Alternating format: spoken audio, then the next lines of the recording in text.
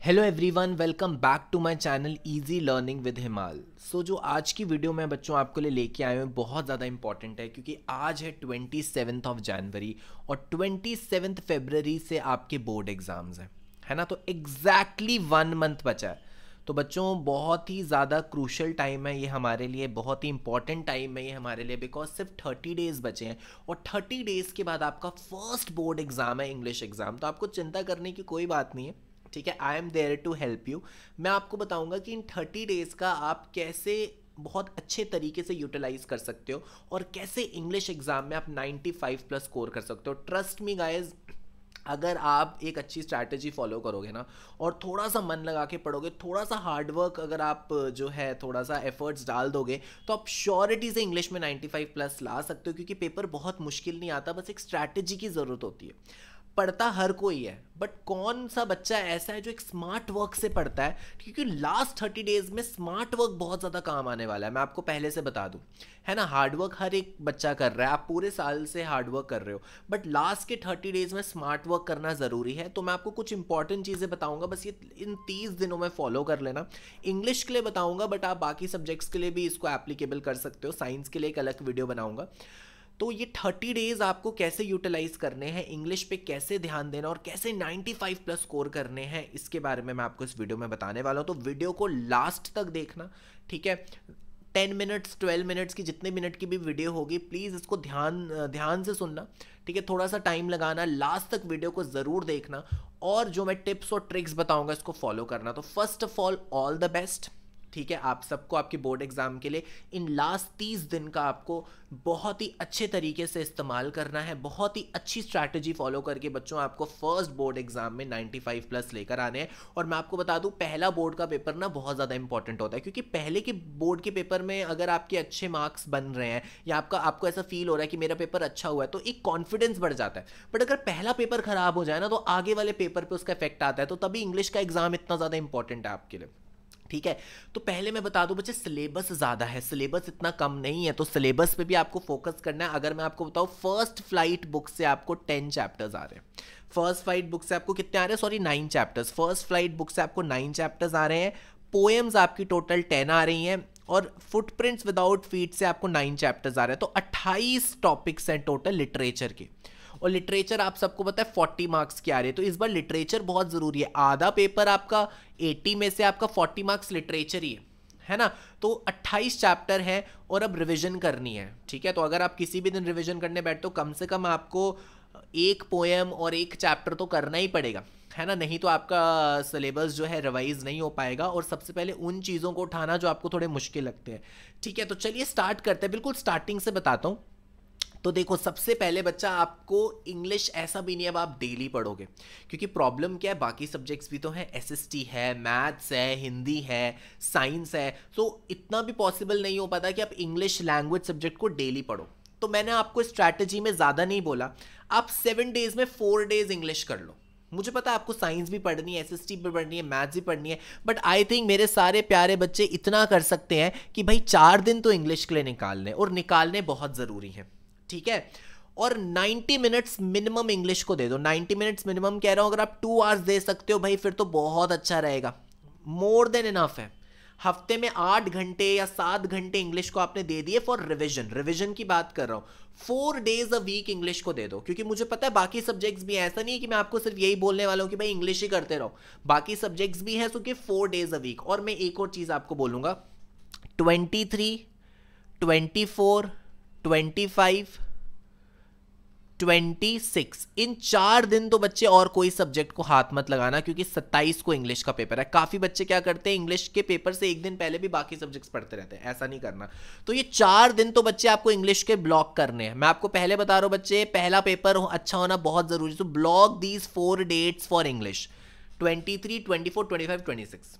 बाकी 22 तक आप ये सारी स्ट्रैटेजी मेरी फॉलो करो। इन 4 दिन में तो सिर्फ इंग्लिश पढ़ना, बट टिल 22 आप हफ्ते में 4 दिन दे दो इंग्लिश को 90 मिनट्स, ठीक है। क्योंकि सिलेबस ज़्यादा है, 28 टॉपिक्स लिटरेचर के हैं, फिर आपके ग्रामर के 5 टॉपिक्स हैं और राइटिंग सेक्शन के 2 टॉपिक्स हैं। आगे बढ़ते हैं, अब रीडिंग सेक्शन की बात करता हूं। मैक्सिमम बच्चों के नंबर रीडिंग सेक्शन में कटते हैं। रीडिंग सेक्शन बच्चे आपका 20 मार्क्स का आ रहा है। रीडिंग सेक्शन कितने मार्क्स का आ रहा है? 20 मार्क्स का आ रहा है, जिसमें 10 मार्क्स का डिस्कर्सिव पैसेज है, ठीक है, और 10 मार्क्स का आपका केस स्टडी वाला पैसेज है, ठीक है। तो आप क्या करते हो, आप ये पैसेजेस प्रैक्टिस करके नहीं जाते और इसमें इतना टाइम लगता है क्योंकि आपको हैबिट ही नहीं होती ना। आप डायरेक्टली एग्जाम में जाके पैसेज सॉल्व करते हो, ज्यादा ज्यादा बस सैंपल पेपर का पैसेज देख ले, तो ऐसा नहीं चलने वाला है। अगर आपको टॉपर्स में आना है, अगर आपको इंग्लिश में 95 प्लस टारगेट कर रहे हो, फिर मेहनत करनी पड़ेगी। एग्जाम में जाने से पहले गिन कर, प्लीज इसको गिन लेना, कम से कम 10 क्वेश्चन सॉल्व करना, 5 क्वेश्चंस कर लेना डिस्कर्सिव पैसेज के, 5 क्वेश्चंस कर लेना केस स्टडी के। डिस्कर्सिव पैसेज और केस स्टडी मैंने अपनी वीडियोस में भी कवर किया है, प्लेलिस्ट है डिस्क्रिप्शन बॉक्स में, देख लेना अगर वहां से पढ़ना है तो, ठीक है। साथ साथ मैं आपको वैसे भी इंग्लिश करवा ही रहा हूं लाइव क्लासेस के थ्रू। तो रीडिंग सेक्शन ऐसा नहीं है कि आप प्रैक्टिस करके नहीं जाओ, प्लीज इसको प्रैक्टिस करके जाओ। पेपर से पहले इन 30 दिनों में अगर आप 10 पैसेज सॉल्व करके चले जाओगे, 5 डिस्कर्सिव, 5 केस बेस, देखना वहां पे आप कितनी जल्दी सॉल्व कर पाओगे, क्योंकि हम एक हैबिट बन जाती है, ठीक है। दूसरी चीज ये मैं बोलूंगा, राइटिंग सेक्शन और ग्रामर, अगेन बाकी जो 20 मार्क्स हैं वो राइटिंग सेक्शन और ग्रामर के हैं, तो राइटिंग सेक्शन और ग्रामर भी भाई बहुत ज्यादा जरूरी है, ठीक है। राइटिंग सेक्शन में आपको 2 ही चीजें आ रही हैं, एनालिटिकल पैराग्राफ और फॉर्मल लेटर। तो भाई राइटिंग सेक्शन में तो आप बहुत अच्छे मार्क्स स्कोर कर सकते हो। एनालिटिकल पैराग्राफ भी मैंने पढ़ा दिया है, फॉर्मल लेटर भी मैंने पढ़ा दिया है, डिस्क्रिप्शन बॉक्स में प्लेलिस्ट में ही आपको इसके सारे लिंक्स मिल जाएंगे, ठीक है। तो वो प्लेलिस्ट खोल के जल्दी से प्रिपेयर कर लो। अब एनालिटिकल पैराग्राफ भी कम से कम आप मुझे प्रॉमिस करो, ये वादा करना है और अभी मुझे कमेंट सेक्शन में बताना है कि सर हम आपका जो प्रॉमिस आपसे करते हैं, है ना बच्चों, देखो ये प्रॉमिस आपको, वादा आपको मुझसे करना पड़ेगा। और कमेंट सेक्शन में अभी वीडियो पॉज करके लिखो कि हाँ ये हमने आपसे प्रॉमिस किया है कि मैं एनालिटिकल पैराग्राफ बिना पढ़े नहीं जाऊंगा, या सिर्फ एग्जाम्पल देख के नहीं जाऊंगा, फॉर्मेट देख के नहीं जाऊंगा, मैं प्रैक्टिस भी करूंगा। तो कम से कम इन 30 दिनों में 5 एनालिटिकल पैराग्राफ आपको प्रैक्टिस करने हैं और 10 फॉर्मल लेटर प्रैक्टिस करने हैं। अब फॉर्मल लेटर मैंने ज्यादा क्यों बोले, क्योंकि फॉर्मल लेटर में देखो आपका बिजनेस लेटर भी है, आपका इंक्वायरी लेटर भी है, आपका ऑर्डर प्लेसिंग लेटर भी है, एडिटर को वाला लेटर भी है, तो ये ज़रूर आप प्रैक्टिस करके जाना। उसके बाद सारी चीज़ों को डिटेल में पढ़ो, ठीक है। अगर ग्रामर पढ़ रहे हो तो डिटेल में पढ़ो, tenses, modal, subject, verb, concord, reported speech और डिटर्मिनर्स, है ना। ये सारे टॉपिक्स मैं कवर कर ही रहा हूँ और काफ़ी कर भी चुका हूँ, डिस्क्रिप्शन बॉक्स में लिंक आपको मिल जाएगा। तो ये सारी चीज़ें आपके लिए डिटेल में पढ़ना बहुत ज़्यादा ज़रूरी है, रूल्स को डिटेल में पढ़ना बहुत ज़्यादा ज़रूरी है, नहीं तो वहाँ पर आप MCQs कैसे करोगे जो ग्रामर के आएंगे, एडिटिंग एरर कैसे सॉल्व करोगे। दूसरी चीज़ फॉर्मेट, काफ़ी बच्चे क्या करते हैं फॉर्मेट में गलती कर देते हैं। अगर आपने फॉर्मेट में गलती कर दी तो ये तो हो गया ना कि हम अपनी मर्जी से जानबूझ के अपने मार्क्स कटवाना चाह रहे हैं। ग्रामेटिकल मिस्टेक हो जाए आधे नंबर की, चलता है कि चलो ग्रामर की मिस्टेक होगी, बट आप फॉर्मेट भी अगर गलत कर दोगे देन वो आपका खुद की गलती होगी। तो फॉर्मेट में तो आधा नंबर भी नहीं जाना चाहिए। फॉर्मेट, लेटेस्ट फॉर्मेट बिल्कुल अच्छे से पढ़ के जाना, मेरे वीडियो से पढ़ लेना ग्रामर रूल्स, ठीक है। ज़्यादा नहीं पर जितने जितने रूल्स मैंने करवाए हैं टेंसेज में, मॉडल्स में, सब्जेक्ट वर्ब कॉनकॉर्ड में, वो सारे रूल्स पढ़ लो, आप सारे क्वेश्चंस कर लोगे।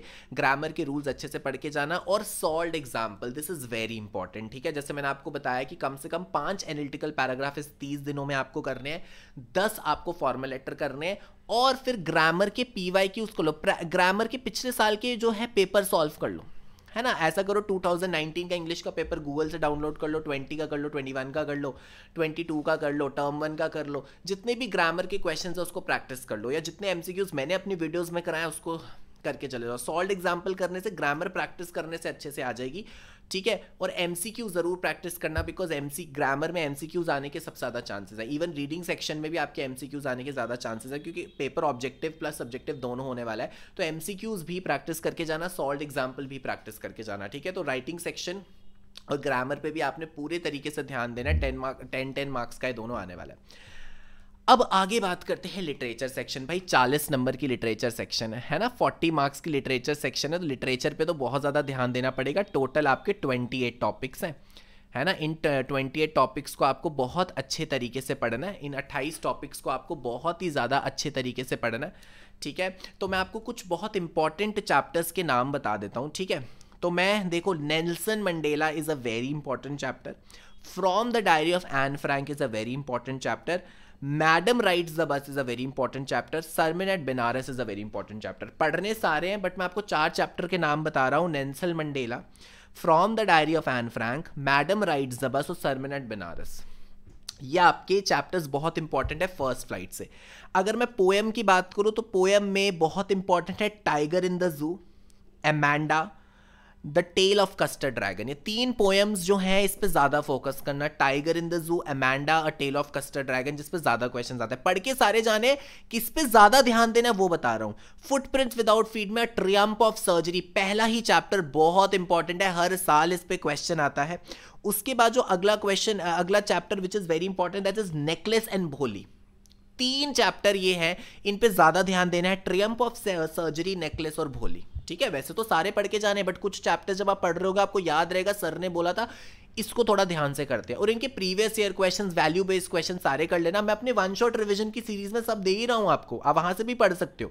ठीक है, तो सबसे पहले देखो, read each and every chapter and poem in detail. आपके पास टाइम है, डिटेल्ड समरी पढ़ो या लाइन बाय लाइन पढ़ो, बट हर एक चैप्टर और हर एक पोएम को डिटेल में पढ़ के चले जाना। अगर आपने डिटेल में पढ़ा होगा ना तो आप क्वेश्चन आंसर्स बहुत आसान से कर लोगे। उसके बाद देखो, काफ़ी बच्चे ऑथर और या पोएट के नाम पढ़ के ही नहीं जाते। ऑथर का तो मैं नहीं बोलूंगा कि भाई बहुत इंपॉर्टेंट है, नाम आएगा, बट पोएट का नाम तो आता है। कोई पोएम से एक्सट्रैक्ट आ गया तो पोएट का नाम पूछा जाएगा। तो ये जितनी भी आपकी 10 पोएम्स हैं, 10 के 10 पोएम्स के पोएट के नाम आपको टिप्स पे याद होने चाहिए। याद रखना, 10 के 10 पोएम के पोएट्स के नाम आपको टिप्स पे याद होने चाहिए। नेक्स्ट, पोएटिक डिवाइस, अगेन जहां पे हम ध्यान ही नहीं देते, पोएटिक डिवाइसेस बहुत ज्यादा जरूरी हैं। Poetic devices are very important. हर एक पोएम के पोएटिक डिवाइस आपको पता होना चाहिए। हर एक पोएम से 5-6 पोएटिक डिवाइस है, और पोएटिक डिवाइस आप समझ लो। ठीक है, ऐसा करता हूं मैं अपने पोएटिक डिवाइसेस वाली वीडियो का लिंक डिस्क्रिप्शन बॉक्स में डाल देता हूं, जिसमें मैंने जनरल पोएटिक डिवाइसेस समझाया। तो पोएम पढ़ने से पहले वो सारे पोएटिक डिवाइस पढ़ लेना, फिर जब आप पोएम के पोएटिक डिवाइस पढ़ोगे तो आपको ज़्यादा समय नहीं लगेगा। ठीक है, उसके बाद theme of the lesson. Theme बहुत इंपॉर्टेंट है, हर एक चैप्टर का थीम पढ़ लेना। थीम में कम से कम 5 to 6 सेंटेंसेस, हर एक चैप्टर की थीम आपको पता होनी चाहिए। पता है क्यों?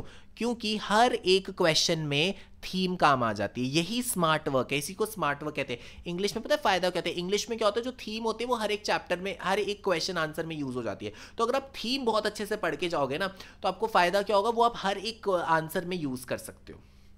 ठीक है, और बहुत इंपॉर्टेंट, सॉल्व सैंपल पेपर। तो जो मैंने आपको ये बताया ना, 23, 24, 25, 26 ये डेट्स, कि जब मैंने बोला है कि सिर्फ इंग्लिश भी पढ़नी है 4 दिन, इसमें तो आपको 4 दिन सैंपल पेपर ही करने हैं। उससे पहले भी करने हैं, उसमें वीक में 1 सैंपल पेपर जरूर करना है, 1 या 2 सैंपल पेपर वीक में करने हैं।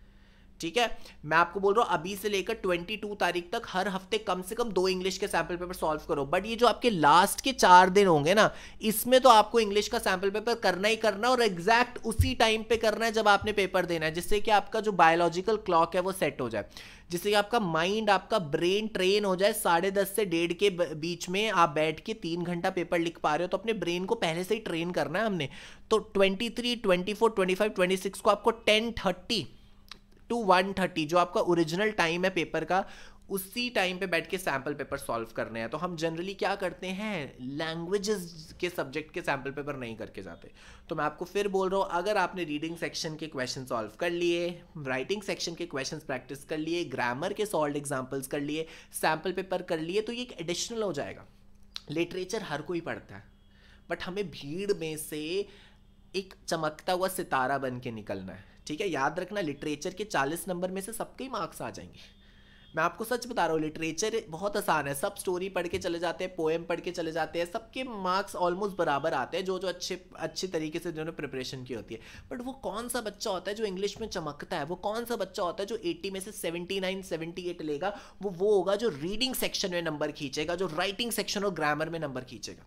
तो याद रखना, लिटरेचर मुझे पता आप कर लोगे। लिटरेचर की मुझे सही में कम टेंशन रहती है बच्चों की, क्योंकि लिटरेचर कर लेते हैं, स्टोरी सबको पता होती है, लिटरेचर पढ़ने में भी इंटरेस्ट दिखाते हो, बट आप सैंपल पेपर प्रैक्टिस नहीं करते। आप रीडिंग सेक्शन बिना पढ़े चले जाते हो, आप राइटिंग सेक्शन बिना प्रैक्टिस करे चले जाते हो, वहां नंबर कटते हैं। और जो बच्चा उन सब चीज़ों को प्रैक्टिस करके चला जाता है, वो भीड़ में एक अलग ही जो है होनहार चमकता हुआ सितारा बन के निकलता है। तो याद रखना, रीडिंग सेक्शन की ज़रूर प्रैक्टिस करना, राइटिंग सेक्शन की ज़रूर प्रैक्टिस करना, ग्रामर की ज़रूर प्रैक्टिस करना, और लिटरेचर पे तो ध्यान देना ही देना है। अगर आपने ये टिप्स फॉलो कर ली जैसे जैसे मैं बता रहा हूँ, ट्रस्ट मी बच्चे 95 प्लस ईजिली ला सकते हो 100 में से, और 80 में से आप 77 78 से ज़्यादा नंबर लेके आ सकते हो, और 80 में से 80 भी ला सकते हो इंग्लिश में, है ना। अब CBSE फुल मार्क्स दे रहा है, ठीक है।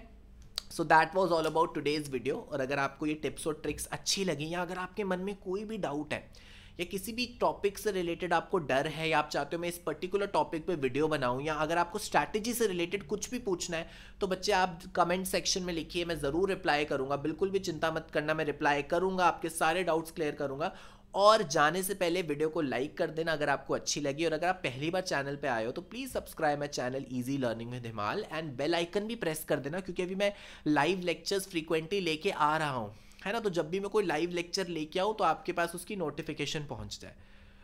उसके अलावा मेरी जो प्लेलिस्ट है, इंग्लिश क्रैश कोर्स की जो प्लेलिस्ट है, उसका लिंक मैंने डिस्क्रिप्शन बॉक्स में डाल दिया है, और जो पिछले साल की प्लेलिस्ट होगी या पोएटिक डिवाइसेस का जैसे मैंने बताया, वो सारे लिंक्स मैं डिस्क्रिप्शन बॉक्स में डाल दूंगा, वहां से आप प्रिपरेशन अपनी शुरू कर दो, ठीक है। तो thank you everyone, all the best. और अगर आप मेरे साथ कनेक्टेड रहना चाहते हैं, आपको कुछ डाउट्स पूछने हैं, तो आप मेरे को इंस्टाग्राम पे फॉलो कर लो, वहाँ पे आप DM करके मुझसे कुछ भी पूछ सकते हो, और टेलीग्राम पे भी आप मुझे फॉलो करके रख लो, मेरा टेलीग्राम चैनल ज्वाइन कर लो, वहाँ पे मैं नोट्स वगैरह भी डालता रहता हूँ, वहाँ पर भी आप कमेंट करके मुझसे अपने डाउट्स क्लियर कर सकते हो, ठीक है। So all the best. 27 फरवरी को रॉक करना है, शाइन करना है, और शुरू हो जाओ बच्चे, बस 30 दिन रह गए। इन 30 दिन का इतने अच्छे से यूटिलाइज करना है कि आपके सबके 95 प्लस आ जाए, ठीक है। So all the best everyone, bye bye, take care.